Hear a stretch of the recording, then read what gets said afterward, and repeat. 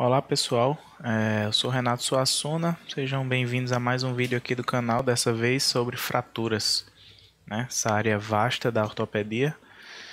E sempre depois de uma cena desse tipo, surgem algumas perguntas na nossa cabeça, né? Como é que a gente vai avaliar esse paciente? Será que houve alguma fratura?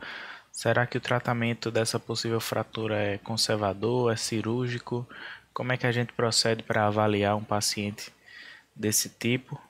Então é isso que nós vamos discutir hoje, né? Focando na parte introdutória da avaliação radiológica, mas vamos também ver alguns conceitos iniciais sobre o conceito de fratura, primeiro atendimento nessa suspeita, a avaliação radiográfica, alguma parte inicial do que é usado para classificar as fraturas e veremos também alguns exemplos. Peço que curtam o canal e se inscrevam e divulguem esse material para quem vocês acham que pode se interessar por ele. Então, o que é uma fratura? Antes de ver o conceito propriamente, nós temos que lembrar das propriedades físicas do osso. Uma delas é a dureza, que é conferida pela matéria inorgânica, o cálcio, o fósforo, e dá resistência às forças compressivas. Já a elasticidade, conferida pela matéria orgânica, o colágeno, dá resistência às forças de tensão. Então o osso ele consegue resistir até certo ponto a forças a que ele é submetido, e quando essas forças passam do limite da resistência do osso, ele vai falhar. E a fratura é a perda da integridade óssea decorrente da força exercida além do limite de sua resistência. Não confundir com o conceito de luxação, que é a perda da congruência articular, e que, ao contrário do que muita gente pensa, pode ser até mais grave que a própria fratura. Existe um conceito, principalmente entre os leigos, de que a luxação seria uma lesão mais simples, talvez uma confusão com a contusão, né? Mas a luxação também pode ser grave e precisa de tratamento imediato. Vamos falar agora do atendimento inicial, quando a gente suspeita de fratura em um paciente, né? Paciente que vai chegar referindo a dor numa região de um membro, numa articulação, talvez com alguns sinais como hematoma ou até uma deformidade mais visível. E o que é que nós vamos fazer? Primeiro, uma história clínica desse paciente, avaliar a idade, se houve trauma, qual foi o mecanismo, se o paciente tem fatores metabólicos, osteoporose, tabagista, que podem aumentar o risco de fratura. Na avaliação física primária, a prioridade é da estabilidade hemodinâmica, né? A avaliação do trauma, o ABCDE, principalmente em pacientes politraumatizados. A avaliação ortopédica ela vai ficar no último item e só vai ser vista após a via aérea, pontos de hemorragia, nível de consciência do paciente forem avaliados. O exame físico deve obrigatoriamente conter avaliação neurovascular, pesquisar alterações de mobilidade, de sensibilidade e alterações do pulso distais à região onde se suspeita de fratura. Avaliar se essa fratura é uma fratura exposta, que nesse ponto isso vai mudar completamente nossa conduta. E investigar outros locais suspeitos. Uma fratura com uma dor muito intensa ou com uma lesão de partes moles muito grande pode chamar a nossa atenção e também a atenção do paciente. E a princípio nós ignorarmos outros locais que possam estar também fraturados. Então é interessante fazer essa pesquisa no exame físico. E partir depois para os exames complementares, né? Como é que a gente solicita as radiografias que a gente precisa. A avaliação radiográfica ela deve incluir pelo menos duas incidências ortogonais, o AP e o perfil, você podendo acrescentar o oblíquo em regiões de maior sobreposição óssea ou quando o AP e o perfil vierem negativos e ainda continuar a forte suspeita de fratura. Podem ser usadas também as incidências e posicionamentos específicos, dependendo da região, do mecanismo de trauma, pode levar a pensar em alguma fratura específica do exame físico. E aqui a gente tem uma radiografia do pé em AP, oblíquo e perfil, da esquerda para a direita, só para exemplificar. Precisamos ter atenção à qualidade do exame. O posicionamento deve estar de acordo com as incidências que o médico solicitou. Lógico, dentro das limitações de dor do paciente, nem sempre na emergência a gente consegue obter aquela radiografia perfeita, mas deve estar o mais próximo possível disso. Incluir uma articulação proximal e uma articulação distal, a área de interesse, isso é um princípio. E vale destacar que o médico será responsabilizado caso ele deixe passar um diagnóstico por causa de um exame de má qualidade, um exame mal feito. Então, a penetração do raio-x, o posicionamento correto, ele deve ser exigido, inclusive pedindo para repetir o exame por segurança nossa e do paciente, né? Acaba que você vai ficando conhecido no serviço como o médico que quer a radiografia bem feita e o técnico passa a caprichar mais nos seus exames. Com relação ao tratamento, o tratamento das fraturas ele se divide em dois grandes grupos de tratamento cirúrgico e conservador, e a decisão entre eles considera o paciente e a fratura, né? Tanto a idade como o nível de atividade que aquele paciente exerce, a profissão e o risco de se operar ou o risco de não se operar esse paciente. No caso da fratura, se é uma fratura exposta, se envolve articulação, se é uma fratura instável, com desvio muito acentuado, o tratamento tende a caminhar para o lado cirúrgico. Sobre a classificação das fraturas, existem milhares, tanto classificações mais abrangentes, como a classificação da AO, que tende a abordar todos os ossos longos, como classificações mais específicas referentes a cada região, a cada tipo de fratura. A princípio, nós podemos classificar uma fratura por ser exposta ou uma fratura fechada, considerar o traço de fratura também na classificação, a localização dessa fratura, em que osso, em que região do osso, se ela envolve ou não articulação, se ela é uma fratura intraarticular ou extraarticular, e de acordo com o desvio. Quanto à exposição, a gente classifica a fratura entre fechada e aberta ou exposta. Essa fratura aqui claramente é uma fratura exposta, só de bater no olho. Mas, vou até deixar ela aqui no canto, essa outra figura também mostra uma possível fratura exposta. Se nós considerarmos que existe uma fratura aí dentro e que há a continuidade, há o contato entre o foco de fratura e o hematoma ou o hematoma fraturário e o meio externo, nós consideramos essa fratura uma fratura exposta.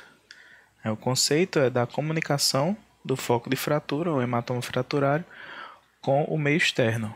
Então, consideramos também fraturas expostas, as fraturas de ossos da pelve com comunicação com o reto ou com a vagina, fraturas também de ossos da face, por exemplo, com continuidade à cavidade oral, da mesma forma.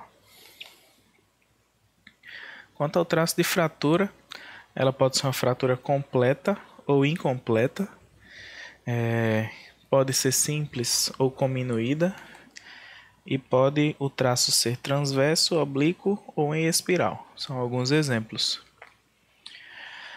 Aqui é um exemplo de fratura incompleta, uma fratura em galho verde em que mantém-se a integridade de uma das corticais e a outra está fraturada, está rompida.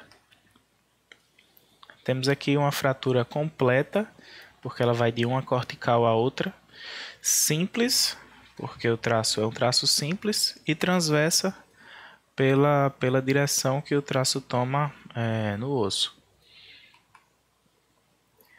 Já aqui nós vamos um exemplo de uma fratura de húmero cominuída, a fragmentação óssea bem evidente.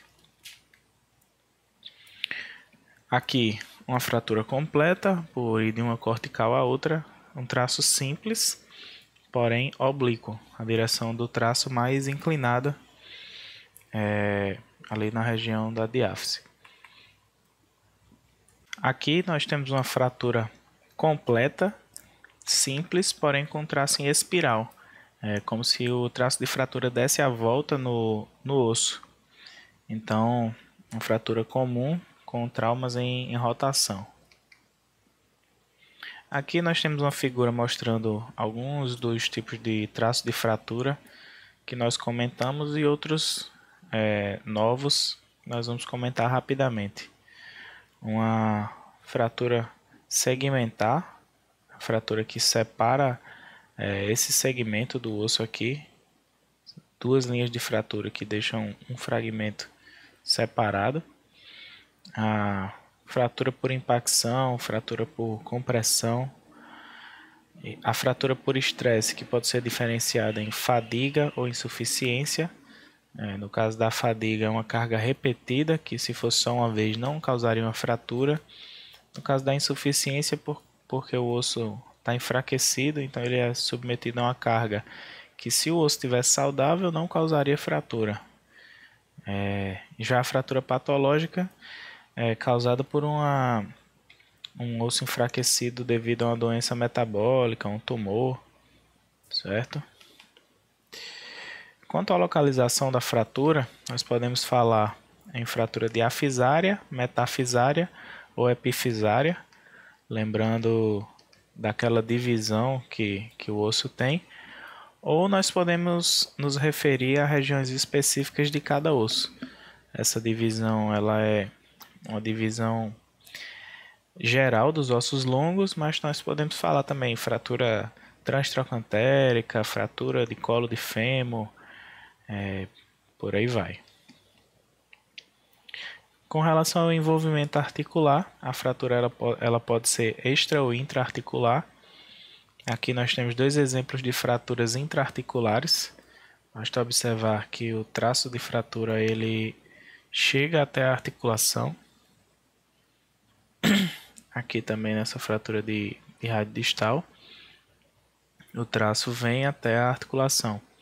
Então isso tem implicação no tratamento, pois as fraturas intraarticulares requerem uma redução anatômica. Então vai para o caminho do tratamento cirúrgico.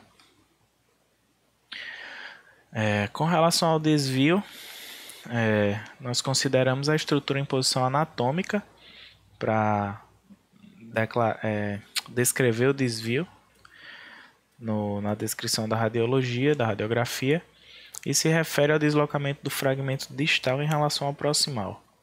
Pode ser um desvio em distração, translação, rotação, angulação, e aí nós usamos o varovalgo anterior-posterior para dizer para onde é esse desvio, ou cavalgamento. Então aqui nós temos uma fratura de patela, na radiografia lateral do joelho, fratura transversa, com diástase dos fragmentos, o afastamento dos fragmentos, a mesma coisa que acontece nessa fratura de húmero.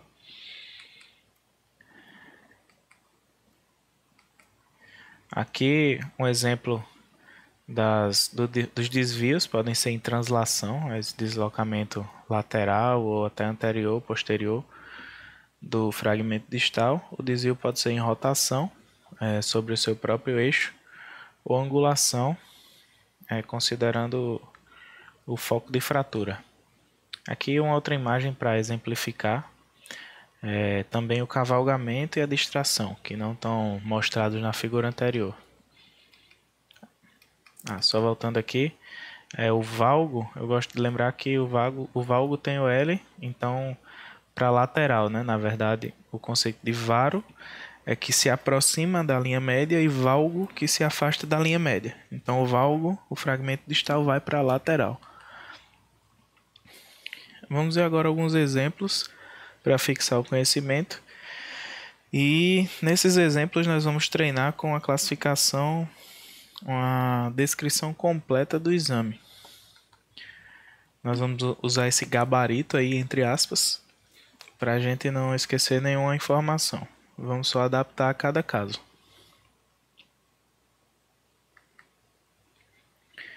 Aqui nós temos uma radiografia lateral do joelho direito, que mostra a fratura transversa da patela com distração entre os fragmentos, um exemplo semelhante ao que nós já vimos anteriormente, e para mostrar também que a fratura de patela ela tem uma classificação diferente.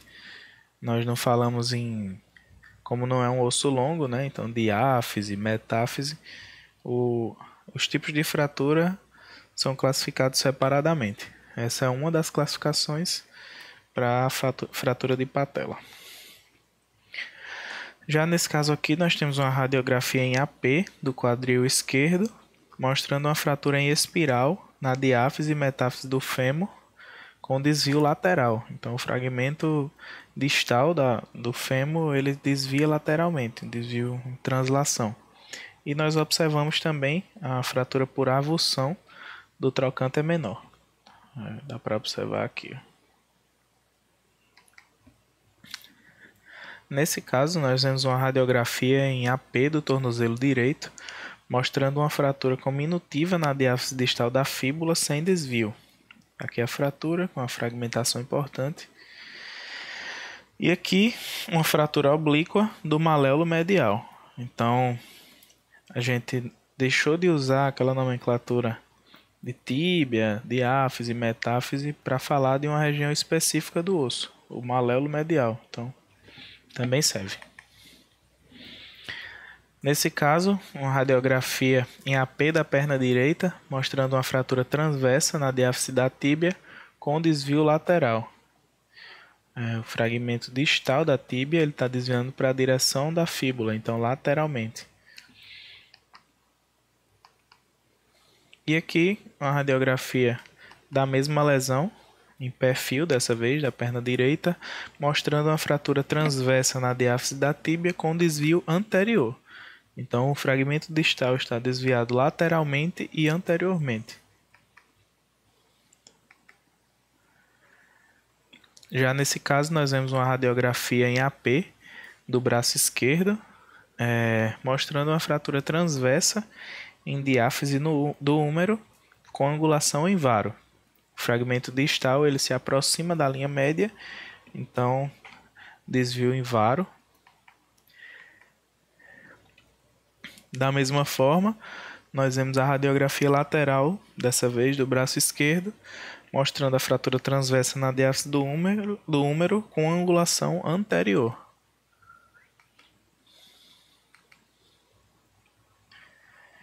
Mais um exemplo, dessa vez uma radiografia em AP da perna esquerda, mostrando uma fratura em espiral da diáfise distal da tíbia, com desvio lateral e rotação lateral, e fratura oblíqua da diáfise proximal da fíbula, com desvio lateral. Então, para a gente entender, aqui é a tíbia, com a fratura em espiral na diáfise, região distal, e percebe-se que fazendo um AP aqui da perna, a gente consegue uma radiografia lateral do tornozelo. Né? Tamanha rotação, rotação lateral da fratura. Também aqui a fratura oblíqua da diáfise proximal da fíbula com o desvio do fragmento distal para a região lateral. Aqui a gente faz um lateral da tíbia aqui, do início da perna, para tentar fazer um AP do tornozelo. Observando mais uma vez a rotação. Nesse caso, um outro tipo de fratura incompleta, né? Temos aqui uma radiografia em AP e em perfil do antebraço esquerdo, mostrando uma fratura incompleta em tórax, na diáfise distal do rádio, sem desvio. Né? Aqui, mais uma fratura que a gente não detalhou anteriormente. Estamos usando esses exemplos aqui para acrescentar alguns conceitos novos. É uma radiografia lateral da coluna lombar e sacral, mostrando uma fratura por compressão em L1. Então, redução da altura do corpo vertebral, alteração da anatomia da vértebra, fratura por compressão na vértebra L1. Como achado incidental, nós vemos aqui as chamadas pedras na vesícula, né? A colelitíase. Não tem nada a ver com o exame, mas como as pedras são radioopacas acabaram aparecendo aqui. Ficamos por aqui. Peço que vocês curtam e se inscrevam aqui no canal. Ative as notificações para já ser notificado quando a gente colocar conteúdo novo por aqui. Mande para alguém, divulgue o material para alguém que possa ter interesse. E, por favor, mandem as dúvidas, as sugestões de temas nos comentários.